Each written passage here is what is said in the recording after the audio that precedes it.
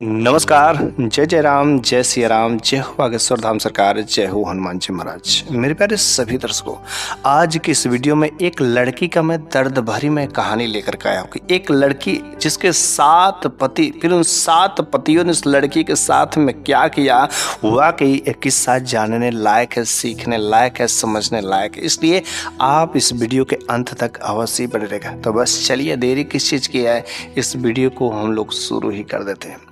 तो एक बार की बात है कि एक नौजवान लड़का जो काफी हैंडसम, लेकिन बेचारा वह गरीब था और वह अपनी रोजी रोटी का कमाई का हिस्सा जो है वो उसके पास एक ऑटो था और वह उस ऑटो को चलाता था और उसे जो कुछ भी इनकम होते थे वह उससे अपना जो रोजी रोटी खर्चा चलाता था। चूँकि शहर में रहता था और शहर में एक जो छोटा सा रूम किराए पर लिया हुआ था और वहीं पर वह अपना कारोबार कर रहा था।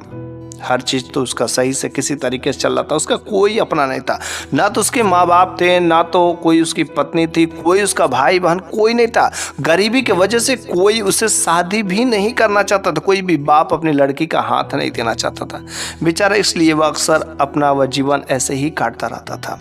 लेकिन एक बार जब वह ऑटो चला रहा था और जैसे ऑटो चला रहा था तो उसने देखा कि एक पेड़ के नीचे जो एक लड़की हाथ देती है। जो लड़की दिखने में काफी खूबसूरत थी, नौजवान थी और उसका सूरत देखने लायक था। लेकिन जब उस लड़की ने हाथ दिया तो इस लड़के ने अपना ऑटो रोका। चूंकि लड़का बहुत ही नेक था और इसका कोई भी ऐसा वैसा इरादा बिल्कुल ही कभी गलत नहीं था। वो लड़की कुछ बोलती नहीं है और चुपचाप ऑटो में आकर के बैठ जाती है। वो समझता है कि शायद जहां पर उतरना रहेगा उस जगह पर बोलेगी। तो वो लड़का कुछ दूर अपना ऑटो लेके जाता है और कहता है कि मैडम आपको कहाँ पर, किस जगह पर उतरना है। तो बोलती है कि लड़की थोड़ा सा और आगे चलिए, वहां पर मेरे को उतरना है। थोड़ा सा और आगे चलता है, क्रॉसिंग पार हो जाते हैं, हाईवे आ जाता है। वो लड़का कहता है मैडम बताइए तो आपको कहाँ उतरना है। वो लड़की बोलती थोड़ा सा और आगे ले चलिए, मेरे को किसी जो है एक हिंदू समाज है उस जगह पर मेरे को छोड़ना है। वो लड़की दिखने से ऐसा लगता था कि वह मुस्लिम लड़की है। तो उस लड़के ने पूछा मैडम क्या आप मुस्लिम हैं। उसने कहा नहीं मैं तो मुस्लिम नहीं हूँ, बल्कि मैं एक हिंदू और मेरे को हिंदू समाज में ही किसी में उतरना है। तो उस लड़के ने कहा शायद उस जगह का नाम नहीं जानती हैं, इस वजह से थोड़ा सा और आगे उनका समाज होगा और वहां पर उतर जाएंगे। लेकिन जब उस जगह पर वह चलता जाता है तो वह लड़का एक जगह ऑटो रोक देता और कहता है कि मैडम आखिर उस जगह का कुछ पता होगा, क्या चीज होगा, कोई जगह है, आखिर केवल आप आगे आगे चलते करते चली जा रही है। एक्चुअली बात क्या आप बताइए तो किस जगह पर जाना है, क्या आपको किसी ने कोई एड्रेस लिख करके दिया। वो लड़की तुरंत जो है वहां पर रोना शुरू कर देती है, सिसकियां भरना शुरू कर देती है। उस लड़की को थोड़ी सी दया आ जाती है और वो लड़का कहते करे मैडम आपको क्या हुआ और क्यों रोना शुरू कर दिए, आखिर बात क्या है। वो लड़की कहती कि मेरा कहीं कोई मंजिल ही नहीं है, मैं अकेली हूं, मेरा कोई नहीं संसार में और मेरे को समझ नहीं आता कि मैं जाऊं तो जाऊं कहां, मेरा कोई घर नहीं है। इसलिए मैं चाहती हूँ किसी अगर हिंदू समाज में अगर आप उतार देते तो मैं कहीं पर जो है अपना मांग करके गुजर बसर कर लेती। चूंकि वह लड़की खूबसूरत थी, वह कुछ बोल नहीं सकती, बोली तो भी वह जायज नहीं था उसके लिए। उस लड़के ने कहा नहीं मैडम मैं ऐसा नहीं कर सकता, आप खूबसूरत हैं, सब कुछ है, आप का अच्छा खासा परिवार हो सकता है, आप सच बताइए आपके साथ में हुआ क्या। उस लड़की ने कहा वास्तव में मैं सच बता रही हूँ कि मेरा कोई नहीं है, मेरा कोई घर परिवार नहीं है। आप कृपया करके आप मुझे अपने घर लेके चलिए, आपके घर पर मैं दासी बन करके रहूंगी, नौकरानी बन करके रहूंगी। उस लड़के ने कहा अरे मेरे पास इतने धन दौलत पैसे नहीं है कि मैं नौकरानी रख सकूं और मेरे को आपको सैलरी देना पड़े और मैं सैलरी नहीं दे सकता। फिर से उस लड़की ने कहा मेरे को सैलरी नहीं चाहिए, मेरे को नहीं चाहिए आपसे पैसे, बस 2 वक्त की रोटी तो दे सकते हैं ना, बस उतना ही मेरे लिए बहुत है। उस लड़के ने कहा कि हाँ ये तो मैं कर सकता हूँ, लेकिन मैं गैर शादीशुदा हूँ और मैं किसी ऐसे लड़की को अपने घर में नहीं रख सकता। उसके मन में विचार आ जाता है कि वैसे मैं इतना गरीब हूँ कि कोई मुझसे शादी करने के लिए तैयार नहीं होता, क्यों ना मैं जो इस लड़की से बात बोलूँ शादी करने का, शायद तैयार हो जाए। उस लड़के ने तुरंत जो मौका का जो चौका का फायदा उठाया और तुरंत उस लड़की से कह दिया कि मैडम अगर आपको बुरा ना लगे तो मैं एक बात बोलूं, उसने कहा हाँ हाँ भाई साहब, जो कुछ भी बोलना है आप बोलिए। उसने कहा मैडम आप जो है, आपका इस दुनिया में कोई नहीं है, मेरा भी इस दुनिया में कोई नहीं है, क्यों ना अगर आप मुझसे शादी करने के लिए तैयार हो जाती तो आप हमारे घर में एक पत्नी के तौर पर आती और हर तरीके से मैं जैसे रहता वैसे आपको भी रखता। वो लड़की तुरंत सर हामी में भर देती है और वह लड़का कोर्ट में जाकर के अपने कुछ दोस्तों को साथ में लेकर के अपना विवाह कर लेता है। उस लड़की को विवाह करने के बाद जब वह कुछ वस्त्र खरीद के लेकर के देता, अच्छी सी नई जो लाल रंग वाली साड़ी खरीद के देता, जब वो लड़की उस कपड़े में पहनती है, देखती है ना, तो वाकई क्या खूबसूरत है। ऐसा लगता है कि वाकई आसमान से तारे उतर आए हैं, इतना कोई परियों से कम नहीं लग रहे थे। वह लड़का का अंदर से अंदर खुशी का कोई ठिकाना नहीं। लड़का सोचता है कि वाकई आज भी 3 घंटे पहले मेरी जिंदगी कैसे थी और आज देखो शाम होते होते मेरी जिंदगी में कितनी रौनक आ गई, कितना खूबसूरत। मैं तो कभी ऐसा सपने में भी नहीं सोच सकता था कि मेरा विवाह जो इतनी खूबसूरत लड़की के साथ में हो सकता था। उस लड़की का खुशी का ठिकाना ही नहीं रहेगा। शाम का समय होता, वह लड़की घर में जाती है और उस अपनी वह पत्नी के लिए, चूंकि पहला दिन था, वह कुछ खाने पीने के लिए मार्केट से भी सामान लाता है, होटल से कुछ जो खाना लाता है और खूबसूरत अपने हाथों से जो खिलाता है। वो लड़की जो शादी होने के बाद अपने पति के हाथों से जब ऐसा खाना खाते तो उसके आंखों से खुशी के आंसू टपक जाते हैं। वह कहते कि आज तक मेरे को कभी किसी ने इतना प्यार नहीं दिया और आप मेरे को वादा करिए कि हमेशा अगर आप मुझे ऐसा ही प्यार करते रहेंगे तो मैं आपका साथ कभी नहीं छोड़ूंगी, चाहे जो कुछ भी होगा, बस आप मुझे अपने जो चरणों में ही जगह दीजिएगा। मैं आपका जीवन भर मैं आपका जो है साथ दूंगी, आपकी मैं सेवा करूंगी, कभी बस आप मुझसे अलग मत होइएगा। वो लड़का अपनी पत्नी को दिल से लगा लेता है, गले लगा लेता है और कहता है कि मैं तुमसे वादा करता हूं कि आज से कभी मैं तुमको अलग नहीं करूंगा। फिर से अगले दिन वह वही काम करता, ऑटो लेता और फिर से ऑटो चलाना था और फिर से अच्छी खासी इनकम भी होने लगी। अब उसे बिल्कुल ही खुशी ही था, चारों तरफ खुशी था, कुछ भी उसके जिंदगी में अब दिक्कत नहीं थी। लेकिन एक दिन वह सोचता है कि चलो आज रोज की कमाई तो बहुत होती है और मेरी पत्नी जो घर में अकेले बैठे बैठे बोर हो जाती है, क्यों ना चलो आज मैं अपनी पत्नी को बाहर किसी पार्क में घुमाने के लिए ले चलते हैं। और वह लड़का अपनी पत्नी के लिए अच्छी सी एक साड़ी भी खरीद करके ला करके देता है और वह उन कपड़ों को पहनती है तो वाकई उसमें और उसका खूबसूरती का नज़ारा लग जाता है। और जब वह लड़की उन कपड़ों को पहन करके, चूँकि इसके पहले कभी कोई वह ना तो मार्केट गई थी, कभी ना तो कहीं घूमने गई थी, ना तो कभी किसी पार्क में गई थी, तो जब वो लड़का उस पार्क में ले जाता है, अच्छे अच्छे जगह पर घुमाता है, तो वो उस दृश्य को देख करके वाकई उसे बिल्कुल ही नया लगता है। पार्क में भी काफ़ी अच्छा खासा समय लगता है और खूब जो अच्छा उसे महसूस लगता है, समय लगता है, अच्छा लगता है। फिर वह लड़का उस अपनी पत्नी को लेकर के एक होटल में ले जाता है और कहता है कि चलो वहाँ पर हम लोग नाश्ता पानी कर लेंगे, वहाँ पर भोजन कर लेंगे और फिर शाम का समय होने वाला अपने घर पर चलेंगे। लेकिन जब वहाँ पर वह बैठ करके होटल में भोजन कर रहे थे तो वहाँ पर 2 लोगों की नज़र जो इसकी पत्नी पर बहुत बुरी तरीके से पड़ रही थी। क्योंकि लड़की को ऐसा बातें नहीं पता था कि हाँ कोई मेरे को देख रहा है, लेकिन जो उसका पति था ना, वह उन लोगों को देख रहा था कि शायद ये लोग मेरी पत्नी को गलत तरीके से देख रहे हैं, गलत इजारे से देख रहे हैं, कुछ ना कुछ इनके दाल में काला है। इसलिए वह अपने पत्नी को बिन बताए हुए ही वो जो है वहाँ से भोजन करने के बाद कहता है कि चलो जल्दी से हम लोग चलते हैं। और लेके जब चलता है तो उसे ऐसा रास्ते में महसूस होता है कि शायद कोई मेरा पीछा कर रहा है, लेकिन जब वह पीछे देखता है तो कोई नहीं रहता। और शाम होते ही वह जो है अपने घर पर जाता है और दरवाज़ा बंद कर देता है। दरवाज़ा बंद करने के बाद जाकर के घर में देखता है तो कुछ खाने पीने की चीज़ें नहीं रहती, क्योंकि सुबह को भी खाना बनाना रहेगा। तो उसने कहा कि देखो चूँकि शाम हो गया और अभी मेरे को मार्केट जाना पड़ेगा, क्योंकि सुबह के लिए खाना भी तो तैयार करना होगा, कुछ मार्केटिंग करके अभी मैं लाता हूँ, लेकिन जाना और दरवाज़ा बंद कर देना, लॉक कर देना। अगर कोई दरवाज़ा खोलने की कोशिश करेगा तो तुम तो बिल्कुल खोलना मत, ठीक है। वह मार्केट चला जाता है और जैसे वह जाता है ना, और जाने के लगभग जो है 1 घंटे बाद जब वो मार्केट से घर पर लौटता है तो वो अपनी पत्नी को देखता तो उसकी पत्नी की हालत थोड़ी सी खराब रहती है। उसकी पत्नी बहुत ही बेचैन रहती है।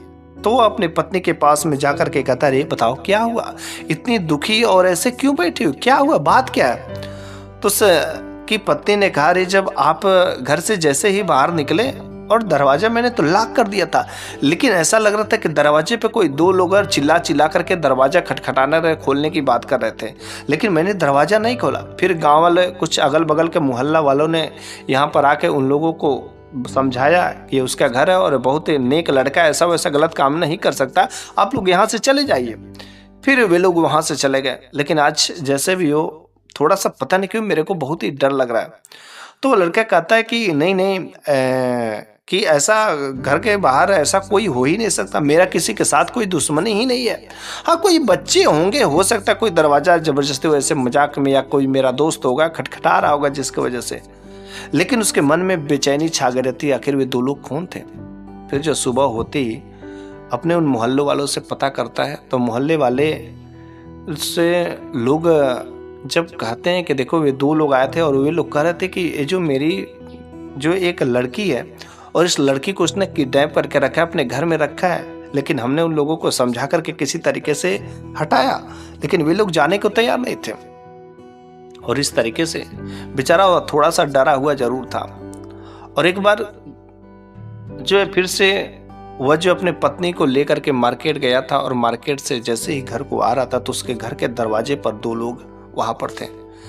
और जैसे उसको उसकी पत्नी के साथ में देखते तो वे दोनों लोग कहते कि देखो तुम शायद मेरे को नहीं जानते हो, कि तुमने इस मेरे घर की ये जो लड़की है ना, ये मेरे घर की लड़की है और तुमने इसको अपने जबरदस्ती जाल में फंसा करके कैद करके रखा है, इसको तुम मेरे हवाले कर दो। वो कहता है कि अरे क्या तुम बात कर रहे हो, मैं जबरदस्ती, ऐसा बिल्कुल ही नहीं हो सकता, मैं इसके साथ कोई जबरदस्ती नहीं किया, मैंने इसके साथ विवाह किया है, शादी किया है, मेरे पास पूरा शादी का प्रूफ है। वह लड़की भी, उसकी पत्नी भी हामी कर देती कि हाँ मेरा पति है। फिर से उस कुछ मोहल्ले वाले भी आ जाते हैं और मोहल्ले वाले उसके भी सामने भी प्रूफ हो जाता है कि हाँ यह उसकी पत्नी ही है।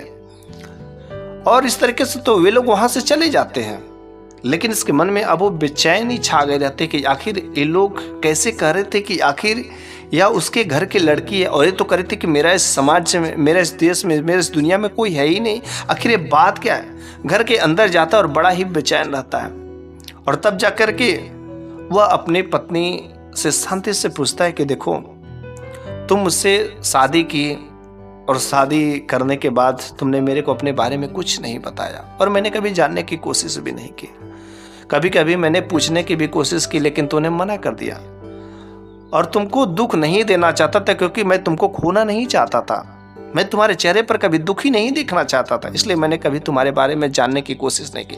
तुम जैसे थी, खुश थी, मेरे को बहुत अच्छा लगता, लेकिन आज मेरे को जानने का फर्ज बनता है, आखिर ये लोग बार बार क्यों मेरे को टार्चर कर रहे हैं, आखिर ऐसा क्यों हो रहा है। कल मेरे साथ अगर कुछ हो जाए तो तुम्हारा क्या होगा, तुम्हारे साथ अगर कुछ लोग कर दे तो मेरा क्या होगा।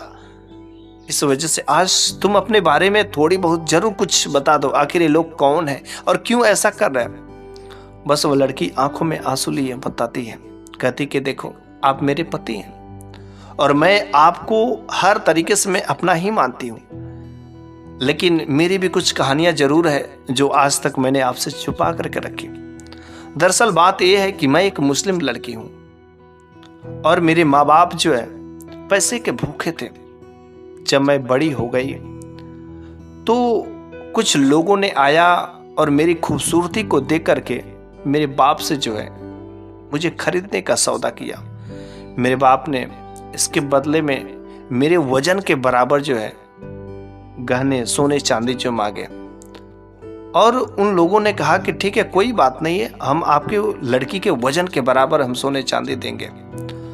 और बस 7 लोग आए थे और ऐसा लग रहा था कि 7 भाई थे, और वे 7 भाई जो है मेरे पिताजी को, मेरे बाप को मेरे वजन के बराबर सोना चांदी दे करके जाते हैं, और फिर वे लोग अपने घर पर लेकर के मेरे को जाते हैं। और मेरे को समझ नहीं आता कि आखिर ये लोग मेरे को जब ले करके आए हैं तो मेरा पति कौन है, ये बड़ा वाला कि छोटा वाला कि दूसरा नंबर कि तीसरा नंबर चौथा नंबर, कोई भी, सब कोई अपना को वो कहता है कि मैं तुम्हारा पति हूँ, मैं तुम्हारा पति हूँ। लेकिन समझ रहा, दिन भर पूरा अच्छे से मैं काम करती थी और शाम के बाद ऐसे लगता था कि ये धर्मशाला है, एक जाते थे तो एक आते थे, एक जाते थे एक आते थे। पूरा रात जो मेरे को कभी कभी सोने तक नहीं देते थे, पूरा रात भर मेरे साथ तो वही दुराचार लोग करते थे। मेरे को समझ नहीं आता था कि मेरी ज़िंदगी इतनी झंड कैसे हो गई। मेरी ऐसे ज़िंदगी बदनाम नहीं हो सकती, बर्बाद नहीं हो सकती। दिन भर काम करो और रात में ये लोग जो है कुत्ते जानवरों जैसा ऐसा मेरे साथ बर्ताव करते हैं। मेरा शरीर क्या मेरा शरीर नहीं है? मैं किसके साथ, मैं कौन मेरा देवर है, कौन मेरा जेठ है, कुछ मेरे को पता ही नहीं है। मेरी ज़िंदगी बिल्कुल ही बर्बाद हो चुकी थी। मेरा शरीर दिन पर दिन जो खोखला होता जा रहा था, कुछ भी मेरे को समझ नहीं आ रहा था। मेरे बाप ने मेरे को बेच करके बहुत ही गंदा काम किया था। पैसे के आगे मेरी हालत खराब होती जा रही थी। फिर एक दिन मैंने फैसला किया कि किसी भी तरीके से मेरे को यहाँ से निकल करके जाना ही पड़ेगा। लेकिन उससे पहले मैंने बगल के पड़ोस वाली आंटी के पास में गए और मैंने सारा का सारा ये बात कही। तो उस आंटी ने कहा, देखो बेटी, यहाँ पर जो लड़कियों को ना अक्सर जो दब करके ही रहना पड़ता है। अगर वे लोग पैसे दे करके तुम्हें लाए हैं तो तुम यहाँ से जा नहीं सकती है। हाँ, जैसे भी हो, अगर वे लोग जैसे भी तुम्हारे साथ में बर्ताव कर रहे हैं वो सब तुम्हें सहना ही पड़ेगा और सहन करके उन लोगों की सेवा तुम्हें करनी पड़ेगी, वरना तुम कहीं पर भी नहीं रहोगे। वह लड़की से जब वो आंटी कहती ना तो वह बिल्कुल दहल जाती, आखिर अब क्या होगा। लेकिन एक दिन उसने फैसला कर ही लिया कि मैं इस जगह को छोड़ करके चले जाऊंगी। भले ही मैं मर जाऊंगी लेकिन इस जगह पर मेरा रहना उचित नहीं है। सातों के सातों लोग दिन के समय में काम के सिलसिले में चले जाते हैं और फिर वह लड़की घर से निकलती है और एक बस स्टॉप पर जाकर के बैठ जाती है। बस आती है और वह बस में बैठ जाती है और जहां तक बस का सफर रहता है उस जगह तक का जो है उसमें सफर कुछ पैसे भी थे, वो टिकट ले लेती है। और जब टिकट ले लेती है तो उसी में बैठ करके ट्रेवल कर रही थी। लेकिन उसमें देखती है कि एक खूबसूरत नौजवान पति पत्नी भी उसमें बैठे हुए हैं। लेकिन किसी ने उसकी पत्नी पर जो गंदी नजरों से देखा, और जब गंदी नजरों से देखा ना तो उसका पति ने उसको खूब डांटा, खूब फटकारा और डांट फटकार लगाने के बाद वह उस बस से नीचे उतर गया। फिर उसने सोचा कि काश मेरा भी कोई ऐसा पति होता जो पराया पुरुष अगर कोई देखता तो मेरे लिए बोलता, मेरे लिए प्यार करता, मेरे लिए किसी को डांटता, बोलता, मेरे को अपना मानता। लेकिन मेरी दुनिया तो पूरी ही उजड़ गई। फिर बस जहां पर रुकी उस जगह पर मैं उतर गई और वहां से मैं कुछ दूर गई तो बस आपका ऑटो मिला और मैं हाथ आपको दिया। बाकी आपको सब चीजें पता है, लेकिन मैं आपके हाथ जोड़ करके मैं आपके आगे मैं माफ़ी मांगती हूँ कि आज तक मैंने जो किया, मेरे बाप ने मेरे साथ में गेम खेला, मेरे बाप ने सब कुछ किया और मैं वैसी गलती दोबारा तो मैं नहीं करूँगी। मैं आपको भगवान के रूप में आपका अपना पति मानती हूँ और मैं इस वजह से मैं उस मुस्लिम मजहब को भी मैंने छोड़ दिया। आप हिंदू हैं और मैं हर तरीके से हिंदू रीति रिवाजों को मानती हूँ। आप जैसा कहेंगे वैसा करेंगे, जीवन भर आपके चरणों में आपका दासी बन करके रहूंगे। लेकिन बस आप मुझसे कभी दूर मत होइए, मेरे को कभी छोड़िएगा मत। वो लड़का चूंकि बहुत ही नेक था, बहुत ही अच्छा दिल वाला था, जब यह बात को सुनता है तो उसके भी आंखों से आंसू आ जाते। वास्तव में इसका कोई दोष नहीं है। फिर वह अपने पत्नी को उठाता है और अपने गले लगा लेता है, कहता कि तुम मेरी प्राण प्रिय हो और आज तक जो तुमने गलती किया तुमने जानबूझकर को नहीं किया, बल्कि तुमने अपने आप को बचाने के लिए आज मेरे पास तक चली आई। और आज से मैं तुम्हें अपना धर्म पत्नी के साथ साथ मैं अपना जीवन साथी और जीवन भर रक्षा करने का भी मैं वचन लेता हूँ। लेकिन हाँ, रह गई बात, वे लोग तुम्हें बार बार जो इस जगह पर ढूंढेंगे, इसलिए मेरे को इस जगह को छोड़ करके किसी दूसरे शहर में तब्दील होना पड़ेगा, वहां पर जाना पड़ेगा। फिर वह लड़का अपना ऑटो को लेकर के, अपने पत्नी को लेकर के उस शहर को छोड़ करके किसी दूसरे शहर में चला जाता है और वहां पर फिर से अपना रोजी रोटी शुरू कर देता है और वहां पर अपनी पत्नी को लेकर के रहने लगता है।